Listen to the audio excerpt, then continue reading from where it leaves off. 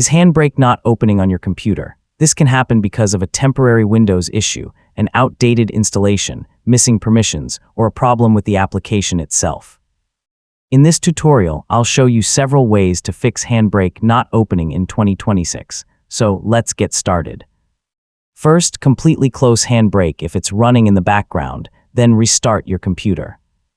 A simple restart can clear temporary processes or system issues that may be preventing HandBrake from launching correctly. If HandBrake still doesn't open, click its shortcut and choose Run as administrator. This can help if Windows permissions are preventing the application from accessing something it needs to start. Next, check whether Windows Security or another security application has blocked HandBrake. Open your security settings and review any recent protection history or blocked application notifications. Don't disable your security software just to test the app. Instead, confirm whether HandBrake has actually been blocked. If HandBrake still won't launch, the installation itself may be damaged or outdated. Uninstall the current version, download a fresh installer from the official HandBrake website, and install it again.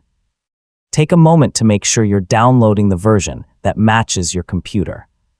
Now make sure your Windows system is up to date and that your computer meets the requirements for the HandBrake version you're installing. If you've recently changed graphics drivers, security software, or other system components, those changes may also be worth checking. Finally, restart your computer and launch the freshly installed version of HandBrake. If it opens normally, try loading a small video file to confirm everything is working. So if HandBrake launches and processes the test video successfully, the problem should be resolved. And that's how to fix HandBrake not opening. Start by restarting your computer, try running HandBrake as administrator, check Windows Security, reinstall the application if necessary, and make sure your system is up to date. If the problem continues after a clean reinstall, the issue may be related to Windows or another application on your computer. Thanks for watching, and I'll see you in the next tutorial.